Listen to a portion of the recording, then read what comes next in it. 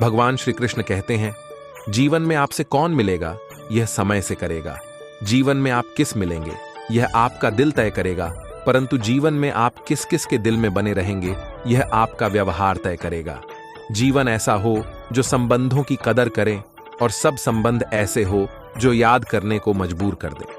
दुनिया के मेले में पता नहीं कितने दिन रहना है, जीत को सबके दिलों को, बस यही जीवन का गहना है। काश चाहने वाले हमेशा चाहने वाले ही रहते, पर लोग अक्सर बदल जाते हैं मोहब्बत हो जाने के बाद। आजकल सब कहते हैं मैं बुझा बुझाता रहता हूं, अगर जलता रहता तो कब का खाक हो जाता। खूबियां इतनी तो नहीं कि किसी का दिल जीत सके, लेकिन कुछ पल ऐसे जरूर छोड़ जाएंगे कि भूलना आसान ना होगा। किन लफ्जों में बयां करूं, अपने दर्द को सुनने वाले तो बहुत है और समझने वाला कोई नहीं। ए जिंदगी काश तू भी रूठ जाती मुझसे, ये रूठे हुए लोग मुझसे मनाए नहीं जाते। किसी ने कहा था मोहब्बत फूल जैसी है, कदम रुक गए आज जब फूलों को बाजार में बिकते देखा। दुनिया भी कितनी अजीब जगह है, जब चलना नहीं आता था तब कोई गिरने नहीं देता था, और जब से चलना सीखा है कदम कदम पर लोग गिराना चाहते हैं। दर्द तो वही देते हैं जिन्हें आप अपना होने का हक देते हैं, वरना गैर तो हल्का सा धक्का लगने पर भी माफी मांग लिया करते हैं। कुछ कहने से पहले इतना जरूर सोचिए, हमारे शब्द किसी की खुशियों को खत्म कर सकते हैं। दुख जीवन में इसलिए आते हैं ताकि हम सुख का महत्व समझ सके। अपनी तुलना दूसरों से ना करें, क्योंकि हर पल का स्वाद अलग अलग होता है। ढोंग की जिंदगी से ढंग की जिंदगी बेहतर है। जब थोड़ी फुर्सत मिले दिल की बात कह दीजिए, बहुत खामोश रिश्ते ज्यादा दिनों तक जिंदा नहीं रहते। तीखा गुस्सा, नमकीन आंसू और मीठी मुस्कान, इन तीनों के स्वाद से बनी है एक रेसिपी जिसका नाम है जिंदगी। विश्वास और भरोसे की बात तो सब करते हैं, जिसका टूटता है उसी को पता होता है कि विश्वास किसे कहते हैं। बुराई इसलिए नहीं बढ़ती क्योंकि बड़ा करने वाले लोग बढ़ गए हैं, वह इसलिए बढ़ती है क्योंकि सहन करने वाले लोग बढ़ गए हैं। जिसको 1 रुपए की भी कीमत पता होती है, वह करोड़ों के मिलने पर भी कभी घमंड नहीं करता। किसी ने सही ही कहा है, इंसान 3 ही अच्छे होते हैं, एक जो मर गया हो, दूसरा वह जो पैदा नहीं हुआ, और तीसरा वह जिसे हम जानते ही नहीं। भगवान से कुछ भी मांगना है तो सद्बुद्धि मांगिए, बाकी सब अपने आप ही मिल जाएगा। झूठी कसम से इंसान तो नहीं मारता, मगर भरोसा जरूर मर जाता है।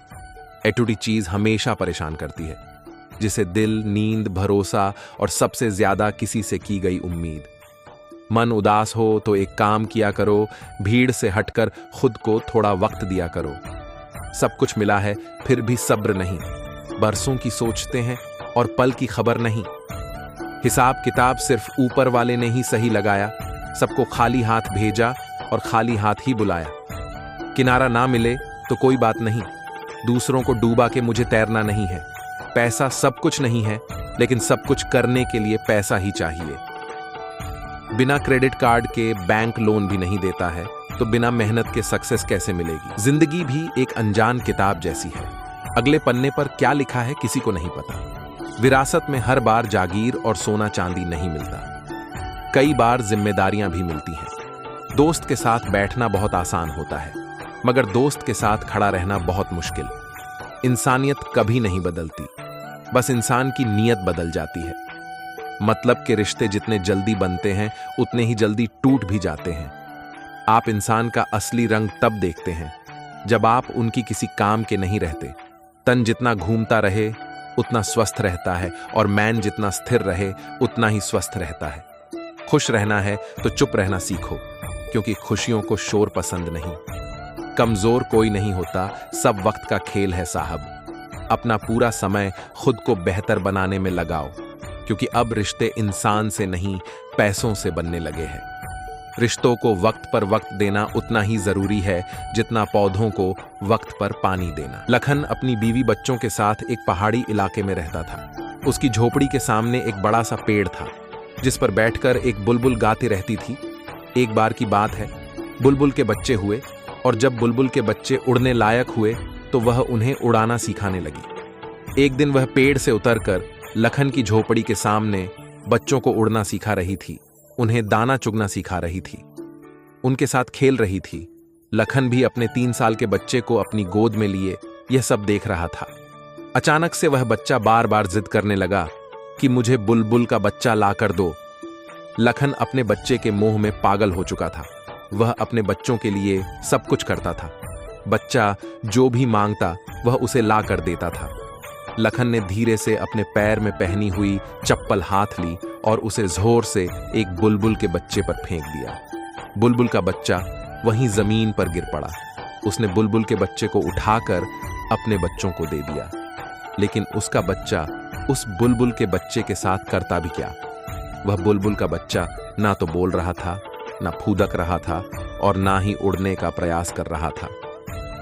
अपनी गर्दन को एक तरफ लटकाए बस पड़ा हुआ था। वह बच्चा उसके साथ क्या करता।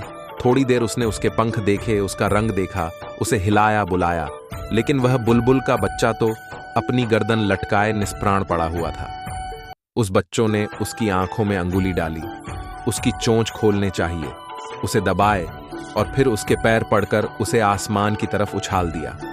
वह बुलबुल का बच्चा धड़ाम से जमीन पर आकर गिर पड़ा, क्योंकि वह तो पहले ही मर चुका था। लेकिन बच्चा तो बच्चा ही है।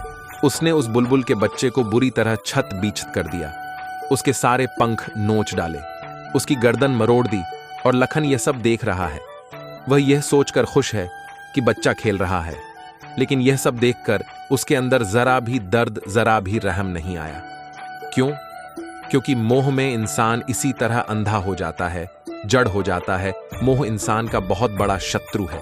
यह उसे अंधा बना देता है, उसके अंदर निर्दयता और जड़ता लाता है और मनुष्य अपने इस अंधेपन का शिकार होकर इतनी अधर्मी इकट्ठा कर लेता है कि जब उसका हिसाब देना पड़ता है तो कहता कि मैंने तो कुछ किया ही नहीं। यही अंधापन है और यही जड़ता है मोह की। जिस प्रकार महाभारत में धृतराष्ट्र अपने बड़े पुत्र दुर्योधन के मोह में इतना अंधा हो गया था कि उसे दुर्योधन के सभी बुरे कृत्य उसकी नादानी और बचपन प्रतीत होते थे, और मोह में इंसान के साथ अक्सर ऐसा ही होता है। अगले महीने बरसात का मौसम आया, लेकिन बुलबुल डर के मारे अगले कई दिनों तक उसकी झोपड़ी के सामने वाले पेड़ पर भी नहीं आई। लेकिन 1 महीने बाद जब उसके बच्चे बड़े हो गए, उड़कर दूर चले गए और वह अकेली रह गई, तो फिर वह आने लगी और फिर से गाने लगी। लखन और उसका बच्चा उसके गाने को बड़े ध्यान से सुनते और उसे वह उसके बच्चे को देखने का प्रयास करते, मगर बुलबुल के बच्चे तो दूर जा चुके थे, वह अकेली थी। एक दिन अचानक बरसात शुरू हो गई और पूरी रात बरसात हुई। घर में कोई राशन नहीं था, इसलिए अगली सुबह बरसात रुकते ही लखन राशन और खाने पीने का सामान लेने बाजार चला गया। घर में सिर्फ पत्नी और बच्चा था। अभी लखन बाजार में सामान ले ही रहा था कि फिर से बारिश पड़ने लगी। चारों तरफ काले घने बादलों ने पूरे आसमान को ढक लिया और तेज हवाओं के साथ अचानक बादल फट गया और इतना पानी गिरा कि लखन की झोपड़ी का नाम और निशान तक मिट गया। ऐसी मूसलाधार बारिश हुई कि उसकी झोपड़ी, उसकी पत्नी और उसका बच्चा सब बह गए और पता भी नहीं लगा कि बहकर कहां चले गए। लखन बाजार में ही फंसा रहा। 2 दिनों बाद जब बारिश रुकी और वह वापस आया तो उसने देखा कि वहां तो कुछ भी नहीं है। वहां तो बस चारों तरफ पत्थर ही पत्थर बिखरे पड़े हैं, जो पहाड़ से बहकर नीचे आ गए थे। उसे बड़ा सदमा लगा। वह पागल सा हो गया। दिन रात भटकता रहा, खाना पीना सब भूल गया और पागलों की तरह भटकता भटकता वह एक दिन किसी सुनसान जगह पर एक पेड़ के नीचे गिर पड़ा और अब उसके अंदर उठने की भी ताकत नहीं बची थी।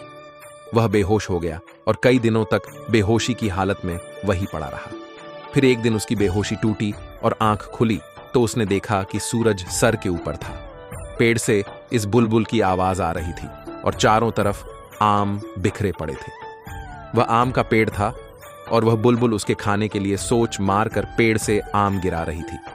वह उठा, उसने एक आम खाया, दूसरा आम खाया और इस तरह से उसने कई आम खा लिए। यह देखकर बुलबुल खुशी से गाना गाने लगी। शायद सोचती होगी कि अब यह ठीक हो जाएगा, इसके अंदर ताकत आ जाएगी। तभी एक आम बुलबुल ने और गिराया और उसके सामने दूर जाकर जमीन पर बैठ गई। उसने बुलबुल को ध्यान से देखा और वह अंदर से द्रवित हो गया, भावुक हो गया और जोर जोर से फूट फूट कर रोने लगा और खुद को कोसने लगा कि मैं कैसा आदमी हूं। अपने बच्चों के मुंह मोह में आकर इसके बच्चे को मारकर अपने बच्चों के लिए खिलौना बना दिया लेकिन यह पक्षी फिर भी मेरी रक्षा कर रहा है, मुझे खाने के लिए आम तोड़कर दे रहा है। उसे अपने कृत्य पर आत्मज्ञानी होने लगी। खुद पर खिलने लगी वह पश्चाताप और आत्मज्ञानी से भरकर जोर जोर से रोने लगा। लेकिन वह बुलबुल मानो उसे कह रही हो कि कोई बात नहीं। वह उसके सिर के ऊपर मदरानी लगी, शायद उसको चुप कराना चाह रही हो और जोर जोर से कह रही हो कि कोई बात नहीं, जो हो गया उसे भूल जाओ। कुदरत ने हमें देना सिखाया है, एक दूसरे की मदद के लिए बनाया है, लेकिन हम ही एक दूसरे की मदद नहीं करेंगे तो कौन करेगा? लखन चुप हो गया, लेकिन उसके अंदर एक भाव गहरा हो गया कि मेरा तो सब कुछ उठ गया, जिसको मैंने अपना समझा था, अपना माना था। लेकिन आज के बाद अगर मैं दूसरे के काम नहीं आ सका तो मेरा जीवन व्यर्थ है। कोई भी इस दुनिया में मेरी तरह दुखी नहीं होना चाहिए। सबकी, हर जीव की मदद होनी चाहिए, सबको भरोसा मिलना चाहिए, उसकी सुरक्षा होनी चाहिए।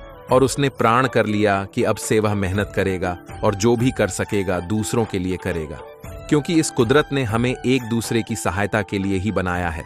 उसने बुलबुल के हाथ जोड़ अपना माथा जमीन पर रखा और कहा कि आप मेरे गुरु हैं और मुझे शिष्य के रूप में स्वीकार करें।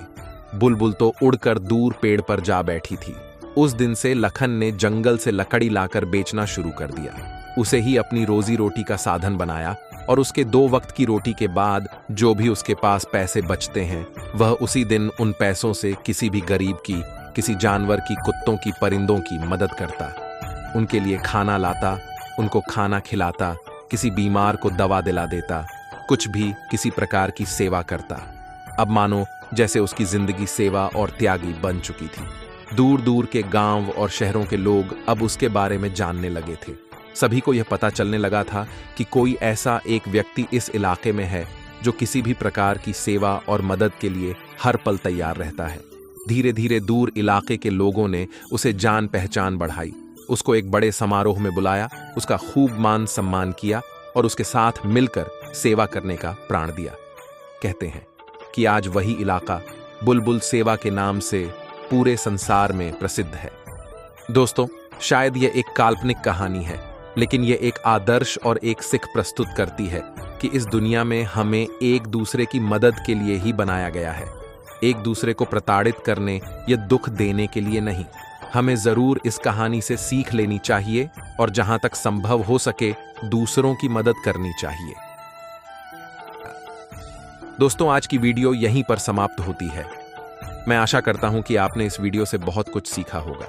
मिलते हैं एक नई वीडियो के माध्यम से, तब तक के लिए अपना ख्याल रखिएगा। वीडियो अच्छी लगे तो चैनल को सब्सक्राइब जरूर कीजिएगा और कमेंट में जय श्री राधे कृष्ण जरूर लिखिएगा। बहुत बहुत धन्यवाद। जय श्री कृष्ण।